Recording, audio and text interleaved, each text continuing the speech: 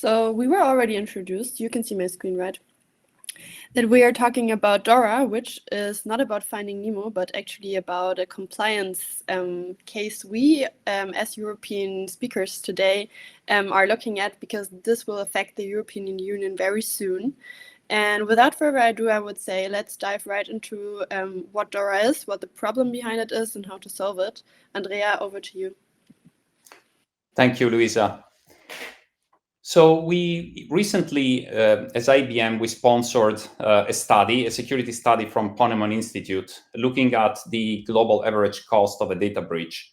And what came out was that data breaches, on average, do have a cost of larger than 4 million each. This is also increasing significantly when you look at regulatory industries that are under high regulation and under regulatory concerns. And of course, this is because the loss of customer trust is extremely important for them. It's a serious financial consequences, and the loss of business is the largest of major categories that are contributing to the total cost of data breach. Now, the same study was looking also at the mitigation factors that we can have in reducing cost of data breaches. Either before or after the breach itself. And of course, as you can imagine, and you can see here, encryption was one of the largest elements for mitigating the cost, and especially confidential computing, where a quarter of respondents were saying that they were already using, and more than half that they have planned to use. Now, the regulatory compliance is another challenge in this space. Because when considering to move data into the cloud, of course, clients and companies, organizations need to take care of the privacy of data. And there are penalties that can be really significant. There are a lot of regulations in this regard. PCI DSS for credit cards management, HIPAA for healthcare, and also on data privacy for citizens like GDPR in EU and in California and Canada, similar ones.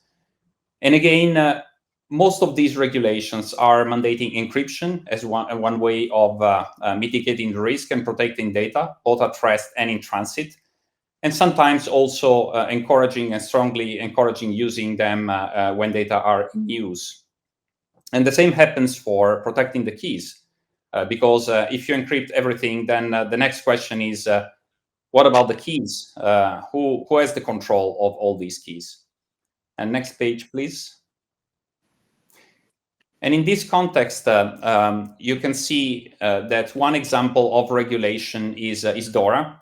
DORA is going to be enforced next year, starting January 17, 2025. It was initiated by European Commission because European Commission wanted to harmonize ICT regulation across financial sector in all European Union, or with all the companies that they want to operate with European Union, and also imposing requirements that are common across the EU member state in four major areas. One is risk management and governance, where companies, they need to identify which are the risks and how to mitigate them. The second element is related to incident reporting management and also remediation. The third element is related to how do you test all the remediations that you are putting in place for operational resilience. And the fourth one is the management of third-party risk, to make sure that the financial system, also from a systemic perspective, is not relying too much on very few service providers, and that these service providers with their services not being available could affect the resilience of the overall infrastructure. So also in this case, also these third-party providers, they will need to adhere to some regulations as well. All of this is related to the fact that the regulators, they want to ensure the innovation and competition across the financial system, but at the same time keeping and mitigating the risk arising from it. Next page, please. Here you can see an example of what they are called the regulatory technical standards for DORA. In particular, we have a couple of articles, 6 and 7. These two articles are looking at encryption in specific. And when looking at encryption, what they are asking is that encryption, data should be encrypted and required to be encrypted throughout the life cycle. So when they are at rest in the storage, when they are in transit in the network, and wherever it is relevant, also when they are in use in the memory of systems, so in a confidential computing environment. And if this is not possible, they eventually should check if they can do this in a separate and protected environment. There is another element which I mentioned before, which is the management of cryptographic keys and the key management throughout the life cycle. Because of course, when encryption becomes important, keys become the element that can be the element of weakness of the entire process if they are not very well protected. Next page, please. That is why in many cases we need to consider the difference between what we call a service where operational assurance is provided and services where technical assurance is provided. What does it mean? When we look into an environment which is where we have acceleration of digital transformation and clients are relying on public and hybrid cloud services, it becomes extremely important for highly regulated industries that data are encrypted, but also they need to be sure on how the keys are managed. When we say that a service provider is giving operational assurance, we are basically saying that the cloud provider is giving assurance that they will not access data and keys. While when we have providers that are saying that they provide technical assurance, basically what they mean is that they technically cannot access data and keys. And you can understand this is a very important difference. And Louisa will guide through the details of this difference and how this is done through technology. Thanks, Louisa. Thank you, Andrea. Yeah, I actually brought an example, just like whenever we are facing regulatory requirements, I'm always trying to think from the regulator itself and why they put those regulatory requirements in place. Because as DORA is primarily targeting financial industries, I think it's a great example for every other industry, especially with intellectual property and critical data, to think why that regulator has put that regulation into place and what actually stands behind it. And I think especially in that case, for me, it totally makes sense why they are doing that and why are they enforcing that. And I want to explain that as an example.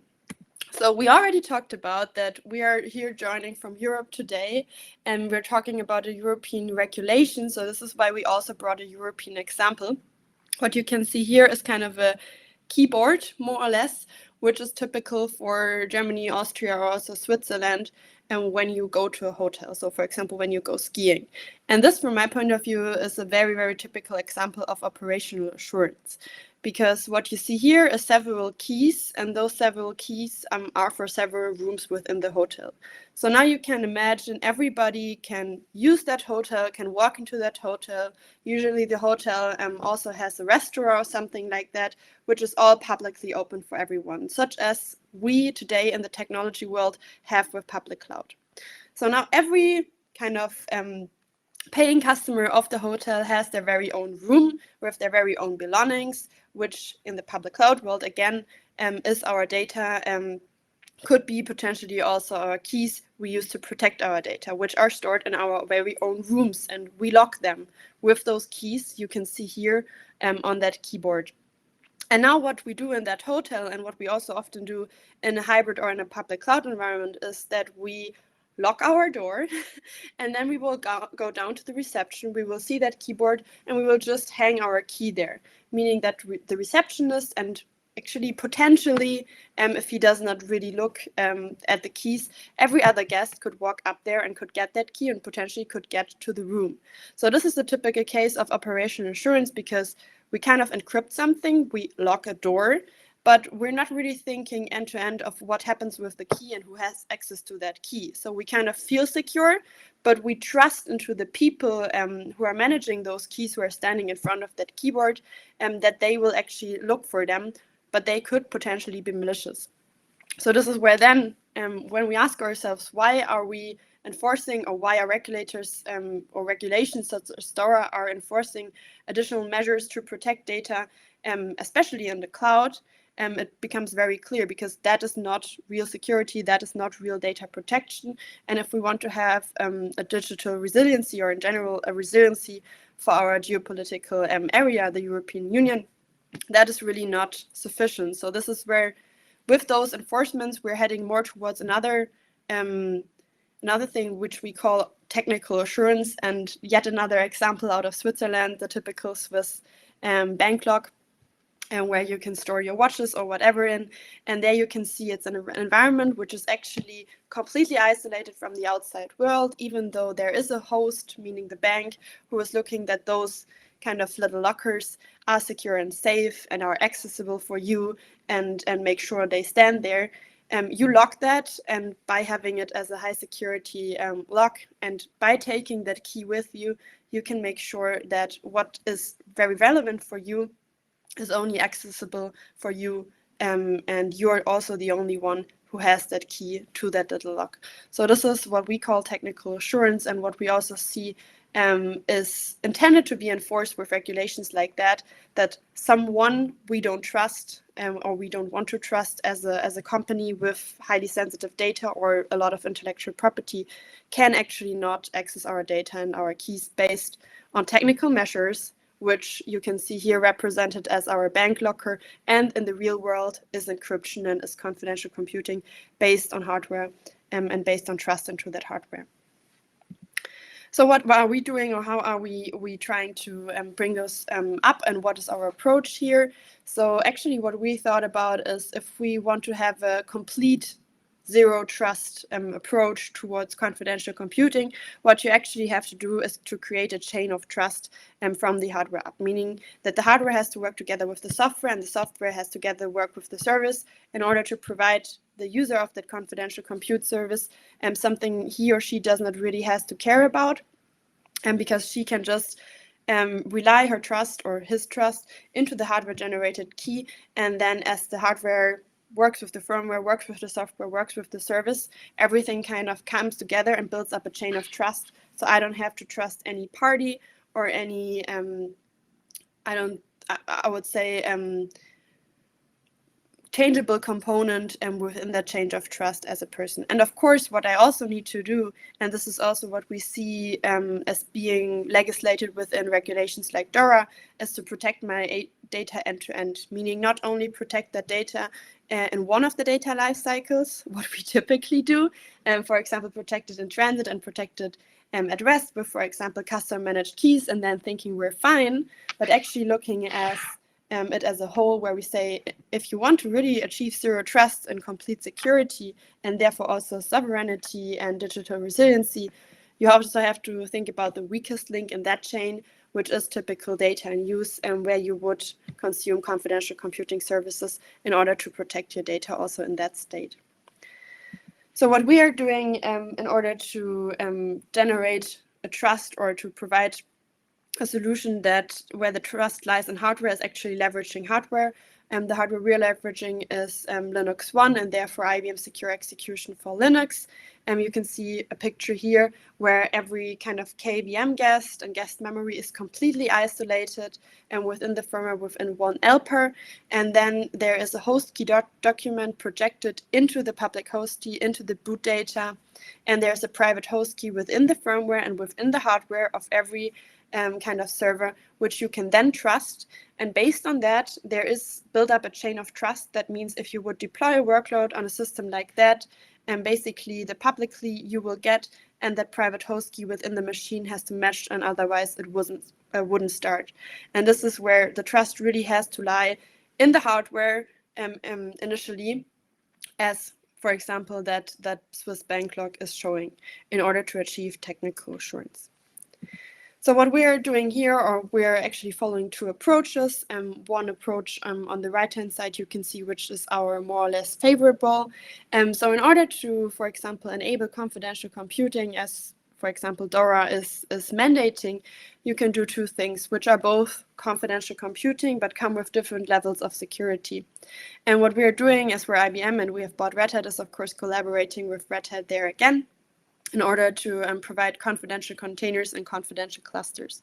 So what you can see on the left-hand side, as we call as existing approach, because that is a little bit longer available than the right-hand approach, is confidential clusters, and where you can see that small green boundary is all around the Kubernetes platform. So what you will build is a confidential cluster around your Kubernetes platform, which is nice because you have data and use protection. So you could potentially say, okay, I'm ready for DORA. I have a confidential cluster. I am protecting my data and use, and now I'm fine. Because that, of course, protects against pod breakouts, and that protects against an infrastructure admin, which could either be the infrastructure admin of a public cloud provider, which could be your own infrastructure admin, where you say, I don't want to trust my own insiders, because we know insider attacks already have a huge percentage of the overall attacks which are happening. Or where potentially, if you say, especially as a financial service company, I see that construct very often, you go to a sovereign cloud provider, meaning even there you have third-party risk, and you can mitigate that third-party risk of that strategic outsourcing you're doing by ensuring that you're protecting against the infrastructure admin. So in that case, where we say, okay, we're using any kind of service, either from the public cloud or from a so-called sovereign cloud, meaning from a third party, which especially in the financial sector is usually referred as strategic outsourcing, we're still having that one attack vector and that one person we have to trust. Remaining, we have to, of course, evaluate in our risk assessment, which usually is the Kubernetes admin, because I don't know about you all, but I don't know too many people who want to manage their Kubernetes themselves. I see a clear trend from the numbers and also from people I talk to, that if we're consuming cloud native technologies such as Kubernetes, such as OpenShift, we usually do that also preferably as a service and very fast, meaning we already have to trust a third party again, because in that confidential cluster, the Kubernetes admin is sitting inside and potentially could go into the pod and could get the data. So in order to completely make sure you don't only say you are fulfilling the basic requirement of a potential regulation, but you're really protecting your intellectual property and mitigating your third-party risk, you would head towards confidential containers. That then means the pod or the enclave is actually on a pod level, which will help you to also mitigate third-party risk in a managed Kubernetes platform setting, where everything is completely isolated, even from the Kubernetes or the OpenShift admin. And of course, if you can then leverage additional technologies such as policy enforcement and zero-knowledge proof through an encrypted contract concept, we are, for example, doing here, you are completely sure that no one other than you can not only access but also change or look at your data. So this is again where operational assurance and technical assurance comes into place, and based on that regulation you can of course do both, but the right-hand side would, on the risk side, even be a bit better in many cases. So now let's look into a few use cases. I've brought a few use cases today, some anonymous use cases, some use cases where we actually have names behind. Let's start with a banking example, as we're talking about DORA, which is primarily targeting financial services company. This is, of course, very common here. So what we have here is a big bank leveraging confidential computing, meaning they actually have one application they kind of deploy in two scenarios, or which they have deployed in two scenarios, one time with confidential computing and one time without confidential computing. And that application is a very basic application. We call that application Pay Now application. So everything that you can do with that application is just to pay. And if you imagine an application, meaning we are here, we want to do our online banking, or we want to transfer money to a friend, meaning we give into the into the user interface a lot of confidential information, such as our credit card number, maybe our CVV, maybe even our email address and our name in the European Union. That all falls under GDPR, and that all also falls under sensitive data, but even the credit card number is especially sensitive. So if you're looking at attack vectors, if you would deploy that scenario without confidential computing, meaning just deploy that Pay Now application onto a normal server, and then we always have, of course, in the background somebody who's managing that server, and that person can just take a dump from that server memory. They can see the personal information and the credit card data in the clear by a very, very, very simple attack, which is basically a dump and then a string search in the memory dump. And then they're done. They have that sensitive information. And that really shows how simple it is for an insider, or also on the other hand, for a potential cloud admin or whoever to get sensitive data, and why regulations like that are caring about that so much. So again, if we would not have, if we have an internal and external malicious actor, whoever that might be, and we would leverage confidential computing, that means we have a protection boundary around that Pay Now application and around that server memory, so whoever would try to perform a dump on that machine would not see anything. In the most cases, he would not even get an answer, because that workload is protected, that memory is protected, and there's no way to get any kind of personal information or credit card data out of that. And I think if you look at that example, it again makes sense why regulations like DORA are enforcing confidential computing, and why confidential computing becomes more and more state-of-the-art security, as I would say, because that is a very simple attack and could very commonly be done. So we actually have a video of this where you can see all the details of the attack. I'll make sure to share the link of that afterwards. Based on timing, I was not able to show you the full attack in the slot today. Looking one step further, actually, at digital asset firms, we have a big partner we're working together here, which is called Metaco. They are doing institutional digital assets custody for trading and decentralized finance, with a lot of banks in the background. And as we always see, is that actually startups who have a very critical space they operate in often adopt technologies very early on to protect their data and to protect also, I would say, their business relevance and their business case in general, are first movers in the market. So this is why Metaco is an example who has not adopted confidential computing out of the reason of DORA, which is just enforced next year, but is a great example where startups are leading in the industry already. So what are they doing? They are providing a digital asset custody platform, and that of course has to be installed somewhere. And if you think about digital assets, we all know how important keys in that scenario are, and how important it is that no one especially has the opportunity to get a certain key out of the system.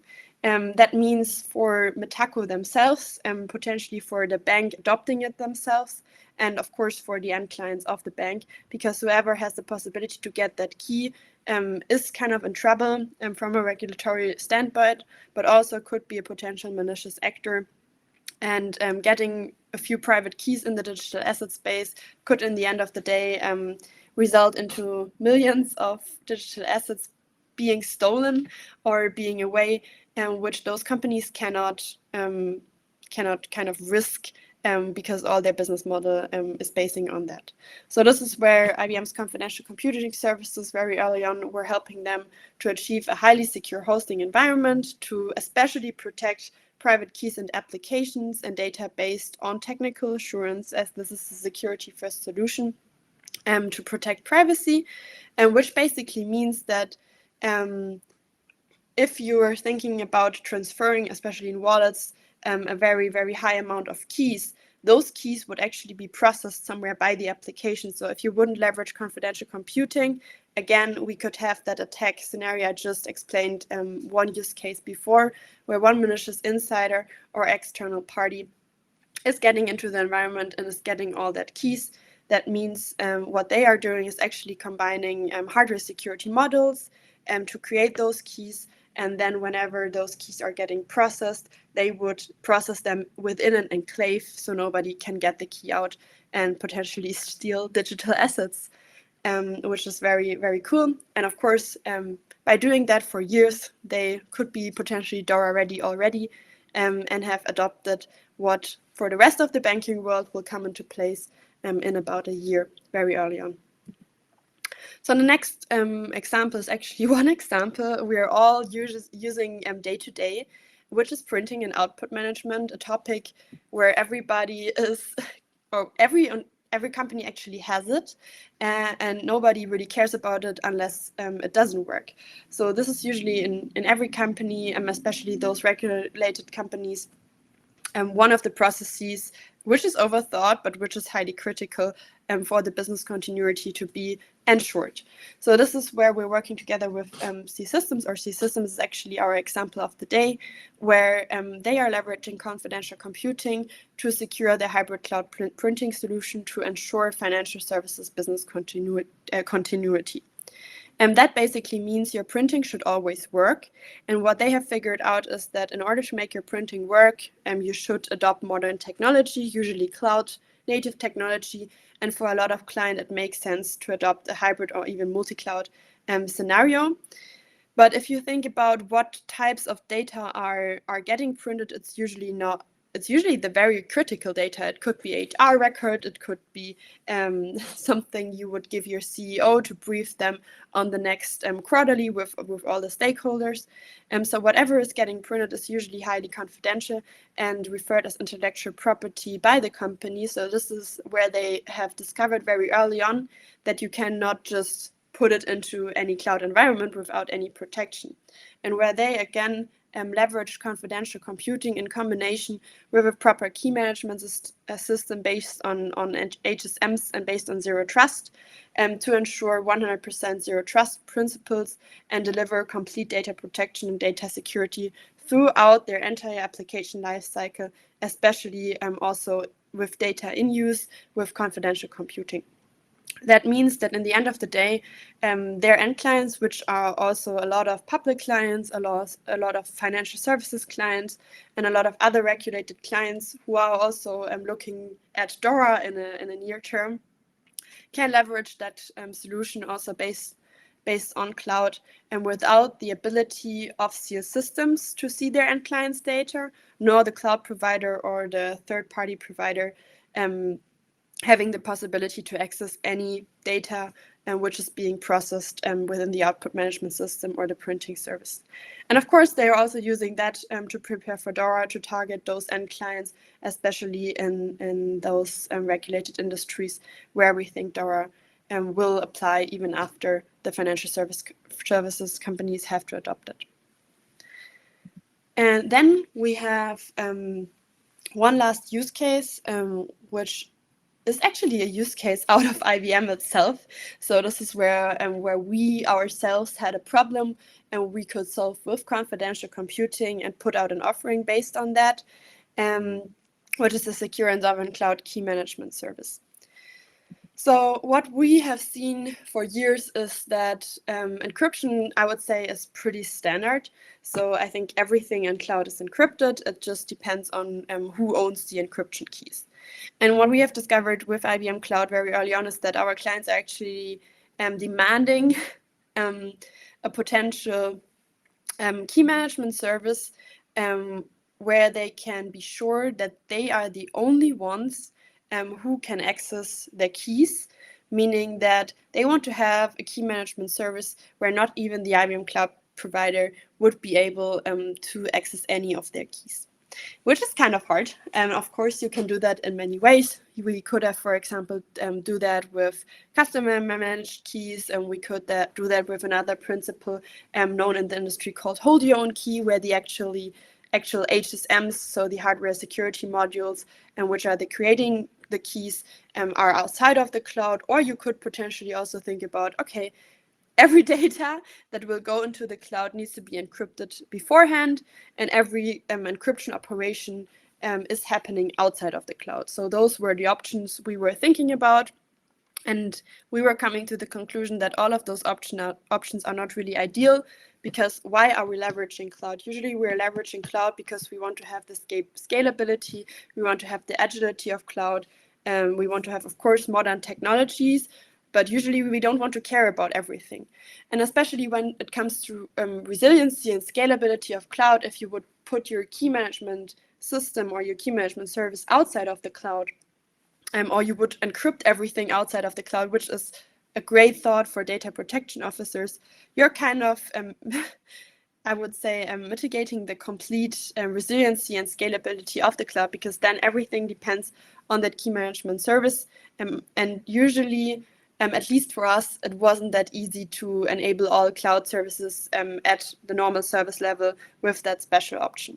So this is where we have thought a lot about, okay, how can we build a key management service which is actually cloud native, which completely comes as a service, but which allows our customers to be very, very sure that even though it's hosted in our IBM Cloud data centers, it's available worldwide, they have to just click on a button to deploy it in 5 minutes, as they are used to. We are out of any control of their keys, or we are out of option to be able to access their keys in any way. Like even our IBM Cloud infrastructure admin would not be able to access those keys. And how have we done that? And we have done that by combining two technologies, of course, like HSM technologies, also based on our Linux One system, so hardware security modules, which are initialized by the client itself, so which we don't initialize. And then we had a problem which we could actually solve with confidential computing, and that problem was, hey, we want to deliver a cloud native experience. That means every kind of beginner should be able to do key management. In order to do that, you would need an application which has a nice application interface, and which usually is based on a web interface where you can just click as you would click on your iPhone. And that, of course, is an application which is processing the keys in order to do the key management.